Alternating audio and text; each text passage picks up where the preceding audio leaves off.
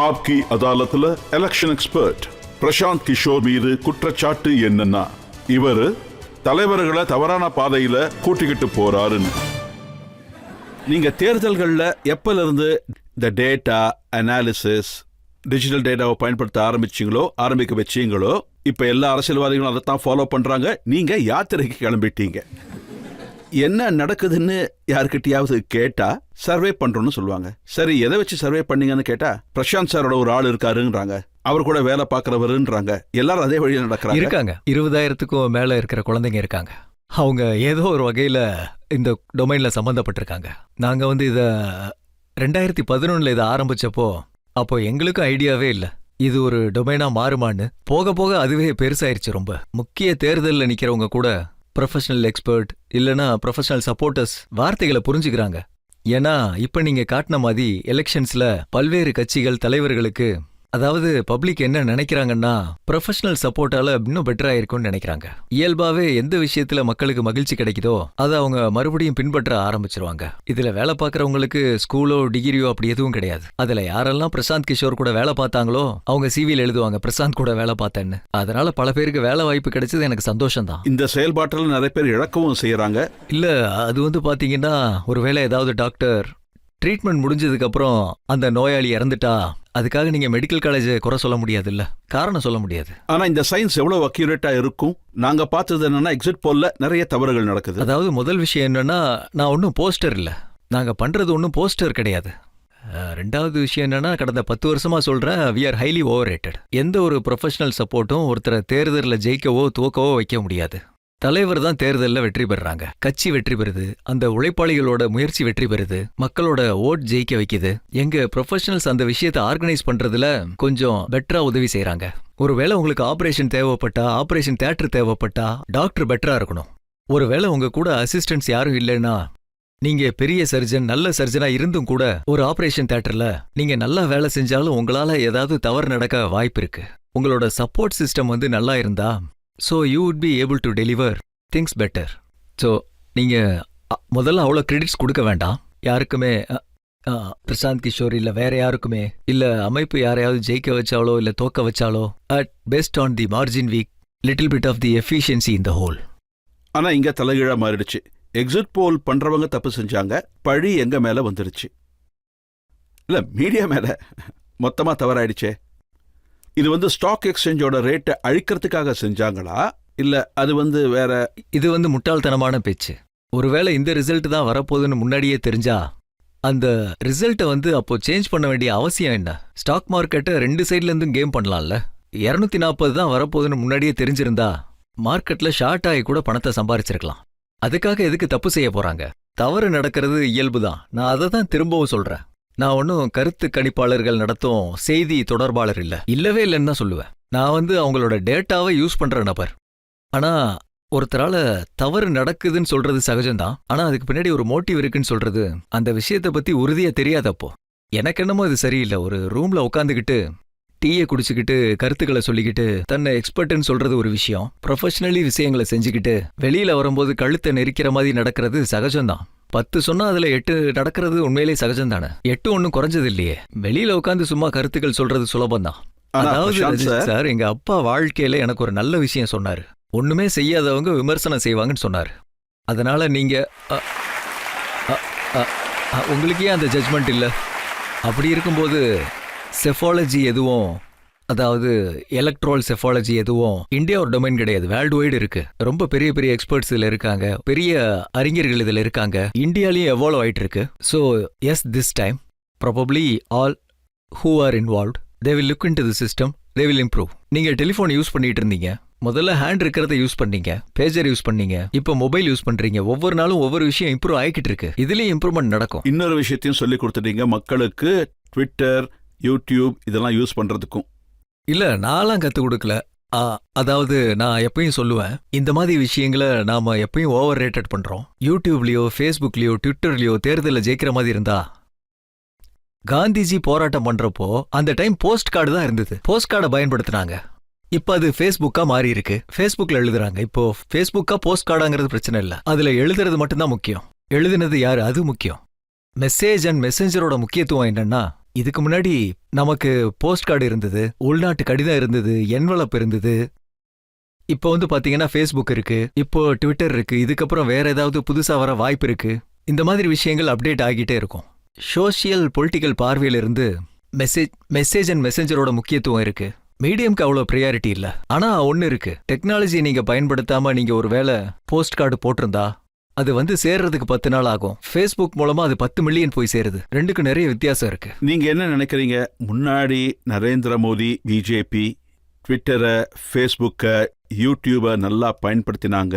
ஆனா இந்த தடவை காங்கிரஸ் அதை டாமினேட் பண்ணி ஆக்குபை பண்ணிட்டாங்களா? இல்ல, ஆக்சுவலி என்னன்னா, ஃபர்ஸ்ட் யூசர் அட்வான்டேஜ் ஒரு நபருக்கு எப்பயுமே இருக்கும். முதல் தடவை நாங்க 2014 ஆரம்பிச்சப்போ அந்த டைம்ல ஃபேஸ்புக், அதாவது FBல போடணும்னு சொன்னா சிரிப்பாங்க. அதுக்கப்புறம் மக்கள் அதோட சக்தியை புரிஞ்சுக்கிட்டதுக்கு அப்புறம் எல்லாரும் அதை ரொம்ப பயன்படுத்த ஆரம்பிச்சிட்டாங்க. அதுக்கப்புறம் வந்து அதை ஆரம்பிச்சவங்க ரொம்ப குழம்பிட்டாங்க. அதுக்கப்புறம் பெரிய கம்பெனிஸ்லாம் நீங்க பார்த்திருப்பீங்க. பெரிய கம்பெனி, அதாவது ஸ்டீல் கம்பெனியா இருந்தா, ஏதாவது ப்ராடக்ட் சர்வீஸ் கம்பெனியா இருந்தா, யாராவது புதுசா வருவாங்க, சேலஞ்ச் பண்ணி அவங்கள தோக்கடிச்சிருவாங்க. As you think figure, your ability to move and whenever you becomes lesser. நீங்க ஒரு பெரிய படகு திரும்புறதுக்கு கொஞ்சம் டைம் எடுக்கும். புது ஆளுங்க வந்தாங்கன்னா அதுல நிறையவே எக்ஸ்பெரிமெண்ட் பண்ணலாம். So it's true in all walks of life. பிசினஸ்ல கூட பெரிய கம்பெனிஸ் எல்லாம் அவங்க வந்து உடனடியா எக்ஸ்பெரிமெண்ட் பண்ணலாம். ரஜத் சர்மா இந்தியா டிவில ஏதாவது எக்ஸ்பெரிமெண்ட் பண்ணா 10 தடவை யோசிப்பீங்க. ஒரு ப்ராசஸ் இருக்கு, சிஸ்டம் இருக்கு, லெகசி இருக்கு. ஒரு புது நபர் வந்து யூடியூபை பார்த்து புதுசா ஏதாவது ஆரம்பிச்சிருவான். இந்த விஷயம் ஏன் ரஜத் சாருக்கு தோணலன்னு கேட்பான் அவன்.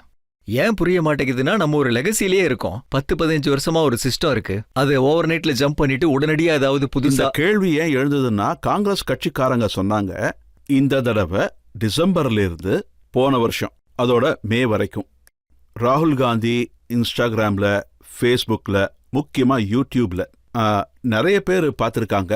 அது ரொம்ப எஃபெக்டிவா இருக்குன்னு அவங்க நினைக்கிறாங்க. Sir, two way think. ஒன்று வந்து பார்த்தீங்கன்னா, மோடிஜியோட ஈகோ சிஸ்டம், அவரோட டிஜிட்டல் ட்ராக்ல குறைபாடு ஏற்பட்டுச்சு. அப்படி பார்த்தா overall reach he has got far wider reach. There is no true about it. ஆனா ராகுல் காந்தி சேலஞ்சரா இருந்தாரு. அவரோட பேஸ் குறைவா இருந்தது, ஆனா எழுச்சி அதிகமா இருந்தது. மக்களும் அந்த கண்ணோட்டத்துல ரொம்ப ஆர்வமா இருந்தாங்க. அவர் ஏதோ பண்றாரு, என்ன நடக்குதுன்னு பாப்போம்னு. மோடி எப்பயும் தான் ஜெயிக்கிறாரு. இந்த மாதிரி ஒரு வகையில செட்டர்னிட்டி இருந்தது. மோடி எப்பயும் ஜெயிக்கிறாரு, இதுல என்ன இருக்கு, ராத்திரி சாயந்தரம்னு கேக்குறாங்க. அது ஓவர் கில்லாவும் இருக்கு. 10 வருஷமா மக்கள் மோடிஜியை தான் காலையிலயும் சாயங்காலமும் பாக்குறாங்க. மீடியா எல்லா இடத்துலயும் ஒரு புது நபர் வந்தா என்ன பேசுறாருன்னு கேட்க ஆர்வம் வரும். அதனால மக்கள் போய் பார்ப்பாங்க, ராகுல் காந்தி என்ன பண்றாருன்னு பார்ப்போம். அதே மாதிரி காங்கிரஸ் சோசியல் மீடியால கொஞ்சம் ஸ்ட்ராங்கா செயல்பட்டிருக்கும்.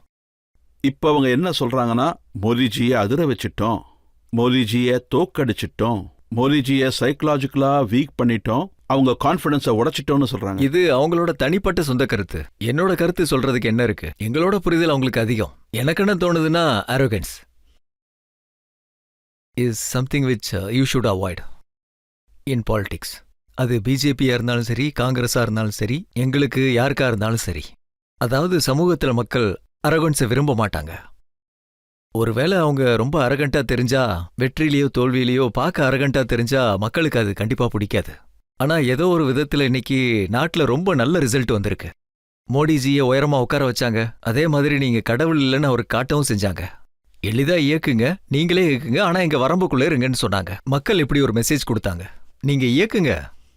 அவங்க ராகுல் காந்தி இயக்க சொல்லல, மோடி நீங்களே இயக்குங்க, ஆனா டிக்டேட்டர் மாதிரி இயக்காத, ஒரு நேர்மையான ஜனநாயக தலைவர் மாதிரி இயக்கு, கொஞ்சம் பார்த்து நடந்துக்கங்கன்னு மக்கள் மெசேஜ் கொடுத்திருக்காங்க. ஆனா ராகுல் காந்தி ஜூன்ல இருந்தே சொல்ல ஆரம்பிச்சிட்டாரு, இந்த அரசாங்கம் கவிழ்ந்துடும், ரொம்ப நாளைக்கு நீடிக்காதுன்னு. இப்ப வந்து பாத்தீங்கன்னா, ராகுலுக்கு எங்களை விட அனுபவம் அதிகமா இருக்கு, அவருக்கு புரிதலும் அதிகமா இருக்கு. அரசாங்கத்தோட இந்த செயல்பாடுகளை பார்த்து எனக்கு 2 விஷயம் நல்லா புரியுது. அடுத்த 2 ஆண்டுகள்ல 9 மாநிலங்கள்ல தேர்தல் வரப்போகுது. ஸ்டார்டிங் வித் ஜம்மு காஷ்மீர், அதுக்கப்புறம் ஹரியானா வரும், அப்புறம் மகாராஷ்டிரா வரும், டில்லி, ஜார்க்கண்ட், பீகார், அதுக்கப்புறம் வெஸ்ட் பெங்கால், தமிழ்நாடு, அஸ்ஸாம். இந்த 9 மாநிலங்களோட தேர்தல் முடிவு பண்ணோம் இந்த அரசாங்கத்தோட ஸ்டெபிலிட்டி வந்து எப்படி இருக்குன்னு, அரசாங்கம் முன்னோக்கி போற டைரக்ஷன் எப்படின்னு. இந்த 9 மாநிலங்கள்ல பிஜேபி 5ல தோத்துட்டா கண்டிப்பா அந்த ஸ்டெபிலிட்டி மேல இஷ்யூ எழும்பதான் செய்யும். ஆனா உங்களுக்கு தோணுதா, இந்த மாதிரி விஷயங்கள் எல்லாம் சிஸ்டம் மூலமாவே போயிடுது? இடஒதுக்கீடை பத்தி ஒரு நபர் கேட்டப்போ ராகுல் சொன்னாரு, ஆட்சி கவிழ போகுது. அதுக்கப்புறம் கர்கேஜி, தேஜஸ்வி யாதவ், சஞ்சய் சிங், யார் எங்க இருந்தாலும் அடிக்கடி இந்த விஷயத்தான் சொல்லுவாங்கன்னு சொன்னாரு. இதுவரைக்கும் ராகுல் காந்தியும் ஆப்போசிஷனையும் கிரிட்டிசைஸ் பண்ணிக்கிட்டு இருந்தோம், இவங்க கோஆர்டினேட் அக்சஸ் பண்றது இல்லைன்னு. ஒருவேளை அவங்க எஃபர்ட்ஸை கம்யூனிகேஷனுக்கு கோஆர்டினேட் பண்ணியிருந்தா we should thank them, we should applause their effort. அதுல எந்த பிரச்சனையும் இல்லை. அவங்களோட நரேட்டிவை கோஆர்டினேட் விதத்துல இருக்கு, அதுல என்ன கம்ப்ளைண்ட் இருக்கும்? எது அவங்களோட குறைபாடா இருந்ததோ, அப்பேரண்ட் குறைபாடா இருந்ததோ அதை அவங்க பெட்டர் ஆக்கியிருக்கலாம். Now they are appearing more cohesive as a unit, they are appearing more aggressive. இது நாட்டுக்கு ரொம்ப ரொம்ப நல்ல விஷயம்தான், ஜனநாயகத்துக்கு ஒரு நல்ல விஷயம்தான். பார்லிமெண்ட் தான் டிபேட் நடக்குதில்ல, இதுல பயப்படுறதுக்கு எந்த விஷயமே இல்ல. காங்கிரஸ்க்கு 100க்கு பதிலா 125 வந்தாலும் இல்ல தலைகீழ மாறினாலும், காங்கிரஸ்க்கு 240 வந்து பிஜேபிக்கு 100 வந்தாலும் இது நாட்டுக்கு நல்லதுதான். மக்களுக்கு, ஜனநாயகத்துக்கு இது ரொம்ப நல்ல விஷயம். அது தலைவர்களுக்கு எப்படி இருந்தாலும் எப்ப நல்லா இருக்காதுன்னா, ஆப்போசிஷன்ல 20-25 வந்து ஒரே கட்சிக்கு 400 வந்தா அப்படி நடக்க கூடாது. அதுல எந்த பிரச்சனையும் இல்ல. அப்ப அவங்க ரிவைவ் 400 தாண்டாது நல்ல விஷயம்னு சொல்றீங்க. இல்ல, நீங்க என்கிட்ட அப்படி என்கிட்ட தனிப்பட்ட முறையில கேட்டா கண்டிப்பா நான் இதை தான் சொல்லுவேன். 400 வராதது ரொம்ப நல்லதா தான் போச்சு. இல்லனா பிகார்ல கூட நான் வேலை பார்க்க முடியாது. உன்னோட கருத்து கணிப்பை நிறுத்துன்னு சொல்லுவாங்க. நீயும் வந்து பிஜேபியில சேர்ந்துக்கோ. அதாவது உங்களுக்கெல்லாம் என்ன தோணுதுன்னா, பிஜேபியில அது வந்து மிக அதிகமா யாருக்கு பயன் இருந்திருக்குன்னா எங்களை மாதிரி ஆளுங்களுக்கு தான் பயன். ஏன்னா ஆல்டர்னேட்டா வேற ஒரு விஷயத்தை நிறுத்துறதுக்கு முயற்சி பண்றோம், மக்களுக்கு சொல்ல நினைக்கிறோம். நீங்க புதுசா ஏதாவது முயற்சி பண்ணணும், புதுசா ஏதாவது பண்ணணும்னு. ஒருவேளை பிஜேபிக்கு 300 இல்லனா 400 சீட் வந்திருந்தா நீங்க என்ன நினைக்கிறீங்க? பீகார்ல என்ன வேலை செய்ய விட்டுருப்பாங்கன்னு நினைக்கிறீங்களா? என்ன அப்ப இந்த நாட்டோட மக்கள் ரொம்ப புத்திசாலின்னு நீங்க நம்புறீங்களா? இல்ல, நான் வந்து இந்த தேர்தலுக்கு முன்னாடி எல்லாம் இல்ல, நான் தான் முதல் நபர். 5 வருஷமா சொல்லிக்கிட்டு இருக்கேன். மோடியோட சகாப்தம் வந்துருச்சுன்னு நினைக்காதீங்க. அவருக்கு மட்டும்தான் ஓட்டு விழுவுன்னு அப்படிலாம் எதுவும் இல்ல. இந்த நாட்டுல எதிர்க்கட்சி ஒருபோதும் பலவீனமா ஆகாது. எதிர்க்கட்சிகளோட திறன் வேணா பலவீனமாகலாம். இந்த நாட்டுல 60 கோடி மக்கள் இப்போ கூட 100 ரூபா சம்பாதிக்க முடியறதில்ல. அங்க நீங்க எவ்வளவுதான் எய்டு நடத்தினாலும், என்னதான் பிஆர் பண்ணாலும், என்னதான் ஃபேஸ்புக், ட்விட்டர், யூடியூபை கண்ட்ரோல் பண்ணா கூட 100 கோடி மக்கள் இப்போ 100 ரூபா சம்பாதிக்கிறது இல்ல. அவன் கண்டிப்பா அவங்களோட கொத்தடிமையா இருக்க மாட்டான். மக்கள் யாராவது கேட்கலாம்? சார், நீங்க சொல்லிருந்தீங்க அடுத்த 10ல இருந்து 20 வருஷம் வரைக்கும் நம் நாட்டின் அரசியல் பிஜேபிய சுத்தி தான் செயல்படும்னு.